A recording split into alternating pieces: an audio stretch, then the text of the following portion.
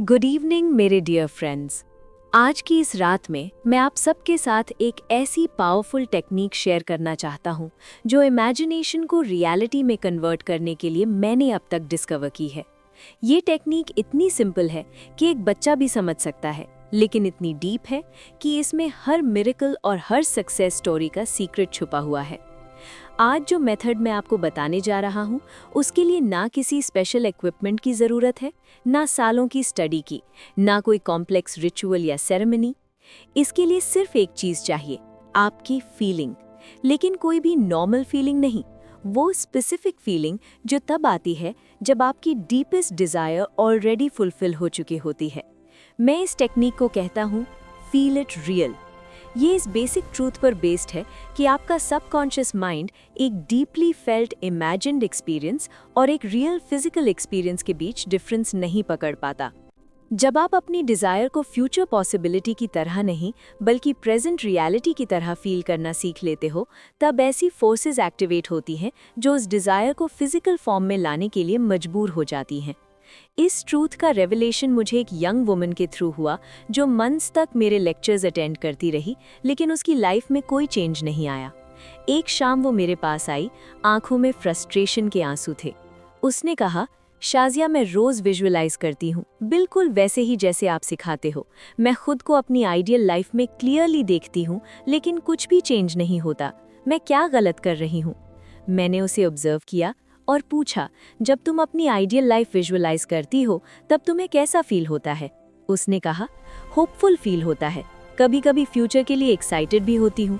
यही प्रॉब्लम थी, वो डिज़ायर को फ्यूचर के होप के साथ विजुअलाइज कर रही थी, ना कि प्रेजेंट फुलफिलमेंट की फीलिंग के साथ।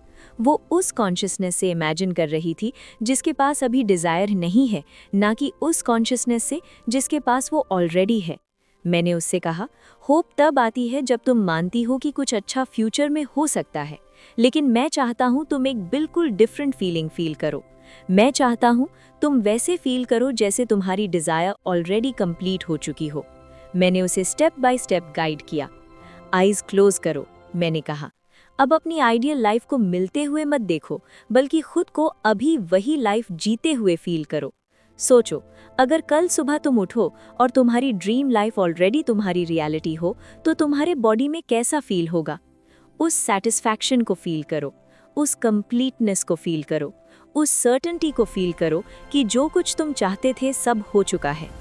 उसने आंखें बंद की और उसका एक्सप्रेशन चेंज होने लगा। वो सॉफ्टली बोली, मैं फील कर पा रही हूँ, पीसफुल, ग्रेटफुल, जैसे सब कुछ बिल्कुल ठीक है।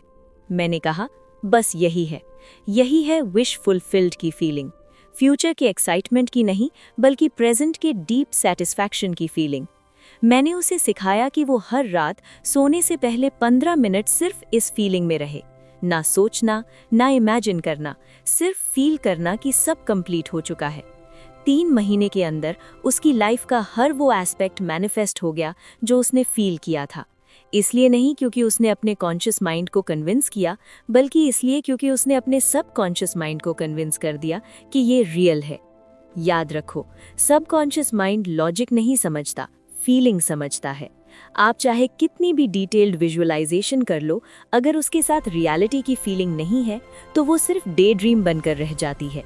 लेकिन जब आप फीलिंग ऐड कर देते हो तो सबकॉन्शियस उस एक्सपीरियंस को रियल मान लेता है और बाहरी सर्कमस्टेंसेस उसके अकॉर्डिंग चेंज होने लगते हैं।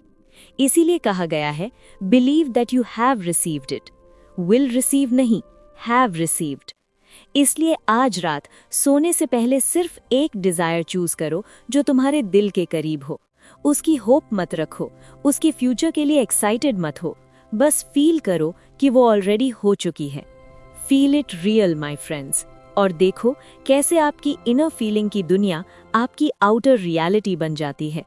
ये मेरी बेस्ट टीचिंग्स में से एक है। मैं आपसे नेक्स्ट वीडियो में मिलूंगा।